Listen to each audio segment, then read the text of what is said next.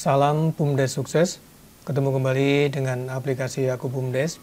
Kali ini kami akan menjelaskan bagaimana menyusun laporan arus kas dengan membandingkan neraca. Yaitu misalnya neraca bulan ini dengan bulan sebelumnya, atau neraca tahun ini dengan tahun sebelumnya, gitu ya. Hanya dengan perbandingan neraca saja. Nanti kita sudah bisa menyusun laporan arus kas dengan mudah, karena di dalam aplikasi Aku BUMDes hanya mendapatkan laporan neraca dan laporan laba rugi ya secara otomatis. Sedangkan nanti untuk laporan arus kasnya kita dapat menyusun dengan membandingkan laporan neraca. Nah, sekarang yang perlu kita ketahui pertama adalah apa sih arus kas itu? Ya. Arus kas itu tentunya adalah aktivitas kas, aktivitas uang yang ada di kas kita ya, keluar masuknya gitu. Nah, itu sebenarnya sudah bisa dilihat di menu buku besar akun kas. Baik akun kas di bank atau akun kas umum gitu ya. Akun kas-kas kita itu. Nah, laporan arus kas ini adalah resume atau gimana ya, atau menggabungkan atau meringkas transaksi-transaksi tersebut. Nah, diringkas hanya menjadi beberapa aktivitas saja, yaitu aktivitas operasional. Apa saja sih aktivitas operasional itu? Tentunya dari aktivitas operasional kita memperoleh laba tahun berjalan atau laba bulan berjalan. Nah, ini nanti dimasukkan.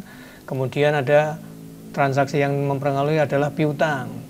Nah, piutang. Pokoknya kalau ada aktivitas yang menyebabkan kas kita bertambah atau mengakibatkan kas kita berkurang, apa saja itu? Contohnya ya tadi piutang. Piutang kalau kita memberikan piutang berarti ngeluarin duit, kasnya berkurang. Kalau piutangnya berkurang berarti duitnya balik ke kas kita, seperti itu ya. Nah, kemudian persediaan barang. Kalau persediaan barangnya makin banyak, uang kita tentunya makin berkurang karena buat belanja. Kalau persediaan barangnya turun berarti balik ke kas kita gitu ya. Kembali lagi duitnya ke kas kita. Nah, kemudian ini aktivitas operasional. Kemudian ada lagi aktivitas investasi. Aktivitas investasi tentunya bertambah dan berkurangnya inventaris. Bertambahnya inventaris karena kita beli, berarti uang kita keluar, berarti akan mengurangi kas. Nanti jadinya negatif di sini ya, kalau bertambah. Kalau inventarisnya turun berarti ada penyusutan, berarti balik lagi itu ke kas kita. Nah, balik lagi ke kas, nanti tapi akan keluar lagi sebagai beban. Beban mempengaruhi laba ini, jadi sudah include di sini. Jadi kalau penyusutan nanti, kalau misalnya inventarisnya bertambah, uangnya berkurang kasnya. Kalau inventarisnya menyusut atau berkurang, ini akan bertambah positif ya. Itu arus kas investasi, ini disingkat saja. Inventaris itu kan banyak banget, nggak perlu kita singkat saja, bisa kita ringkas. Nanti dari neraca ada, kita mudah mempelajarinya. Nah, kemudian ada lagi aktivitas pembiayaan. Aktivitas pembiayaan yaitu tentunya apa?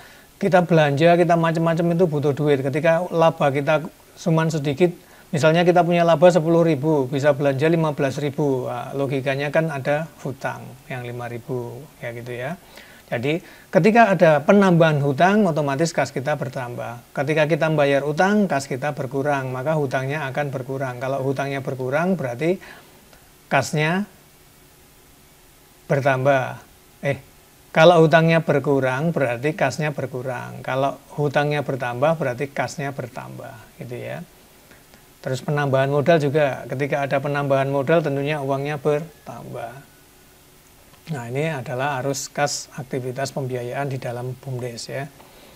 Nah, kemudian ada lagi komponennya adalah penambahan kas. Jadi, nah dari total aktivitas ini, aktivitas operasional, aktivitas investasi, aktivitas pembiayaan, ini tentunya akan ada penambahan kas berapa. Nah, akan positif apa negatif di sini. Nah, kemudian ada lagi saldo kas akhir di bulan sebelumnya atau tahun sebelumnya. Nah, seperti itu ya.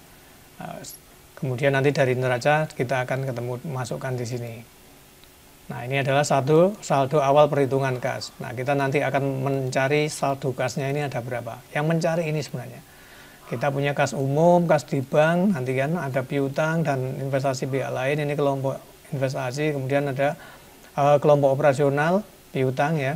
Kemudian ini harta lancar, itu meliputi persediaan barang ada di sini, di global di sini.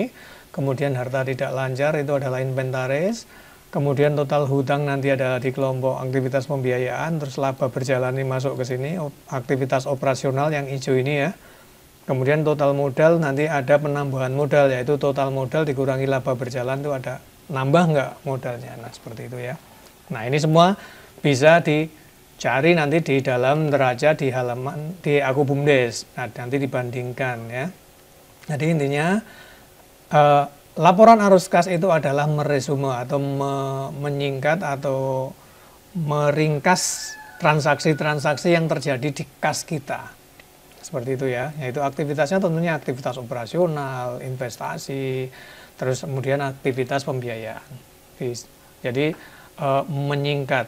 Kalau rincinya gimana? Rincinya di print aja, bisa di akun kasnya masing-masing, misalnya kas perdagangan di print semua. Nah itu aktivitasnya di situ, laporan arus kasnya terjadi di situ. Nah tapi kan nanti akan banyak banget. Nah ini kita simpelkan. Nah kurang lebih seperti itu ya pengertian laporan arus kas. Gunanya apa? Gunanya agar kita mengerti kenapa kas kita kok sekarang jumlahnya sekian. Padahal kita punya, misalnya kita punya laba 100 juta. Terus ada penambahan modal 10 juta, berarti ada 110. Kok sekarang di saldo kas kita kok cuma ada 50? Nah itu ada transaksi apa saja ya, kurang lebih seperti itu ya. Oke, nanti bagaimana apa saja yang perlu dicatat dari neracanya nanti akan kita lanjutkan di video selanjutnya. Salam BUMDes sukses.